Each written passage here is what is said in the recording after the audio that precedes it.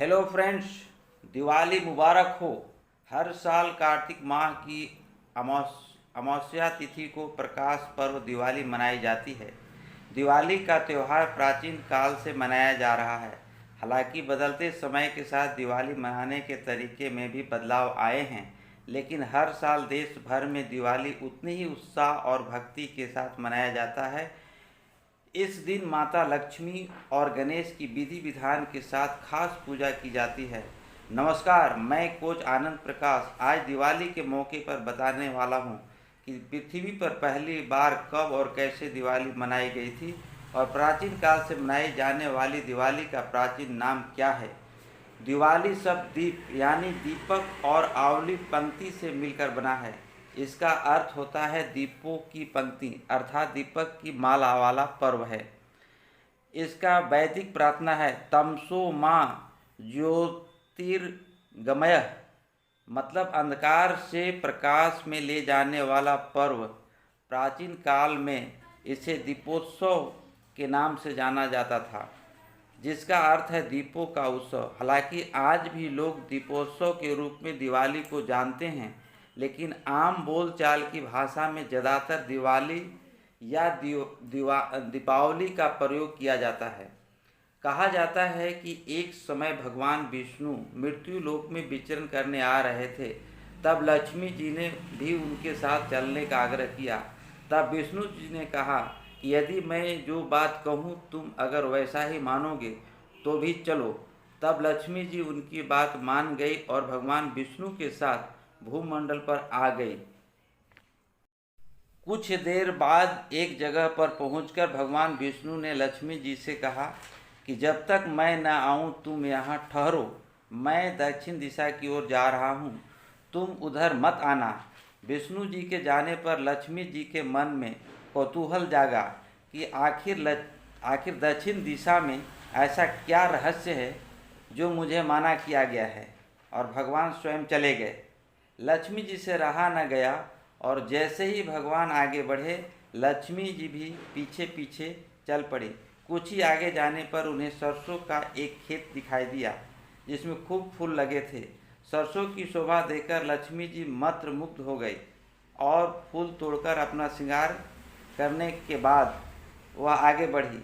आगे जाने पर एक गन्ने के खेत से लक्ष्मी जी गन्ने तोड़कर रस चूसने लगी। उसी क्षण विष्णु जी आ गए और यह देख लक्ष्मी जी पर नाराज होकर उन्हें शाप दे दिया कि मैंने तुम्हें इधर आने को मना किया था, पर तुम नहीं मानी और किसान की चोरी कर अपराध कर बैठी। अब तुम अपराध के जुर्म में उस किसान की 12 वर्ष तक सेवा करो।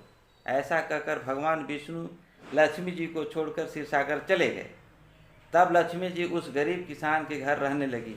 एक दिन लक्ष्मी जी उस किसान की पत्नी से कही कि तुम स्नान कर पहले मेरी बनाई गई इस देवी लक्ष्मी का पूजा करो, फिर रसोई बनाना, तब तुम जो मांगोगी मिलेगा। किसान की पत्नी ने ऐसा ही किया। पूजा के प्रभाव और लक्ष्मी की कृपा से किसान का घर दूसरे ही दिन से धन, अन्न, रत्न, स्वर्ण आदि से भर गया। लक्ष्मी जी ने किसान को धन धान्य से पूर्ण कर दिया। किसान के 12 वर्ष बड़े आनंद से कट गए। फिर 12 वर्ष के बाद लक्ष्मी जाने के लिए तैयार हुई। विष्णु जी लक्ष्मी जी को लेने आए तो किसान ने लक्ष्मी जी को भेजने से इनकार कर दिया। तब भगवान ने किसान से कहा, इन्हें कौन जाने देता है। यह तो चंचला है, कहीं नहीं ठहरती। इनको बड़े बड़े नहीं रोक सके। इनको मेरा शाप था, इसलिए 12 वर्ष तुम्हारे सेवा कर रही थी। तुम्हारी 12 वर्ष सेवा का समय पूरा हो चुका। किसान हठपूर्वक बोला कि अब मैं लक्ष्मी जी को नहीं जाने दूंगा। तब लक्ष्मी जी ने कहा कि हे किसान, तुम मुझे रोकना चाहते हो तो जो मैं कहूँ वैसा करो। कल तेरस है, तुम कल घर को लीप पोत कर स्वच्छ करना, रात्रि में घी का दीपक जलाकर रखना और सायंकाल मेरा पूजन करना, और एक तांबे के कलश में रुपए भरकर मेरे लिए रखना। मैं उस कलश में निवास करूंगी, किंतु पूजा के समय मैं तुम्हें दिखाई नहीं दूंगी। इस एक दिन की पूजा से वर्ष भर मैं तुम्हारे घर से नहीं जाऊंगी। यह कहकर लक्ष्मी जी दीपकों के प्रकाश के साथ दिशाओं में फैल गई। अगले दिन किसान ने लक्ष्मी जी के कथनानुसार पूजन किया।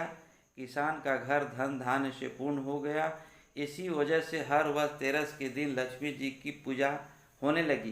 दोस्तों, यह कहानी अच्छा लगा तो वीडियो को लाइक करिए, शेयर करिए और चैनल पर नए हैं तो चैनल को सब्सक्राइब करिए। वीडियो देखने के लिए बहुत बहुत धन्यवाद।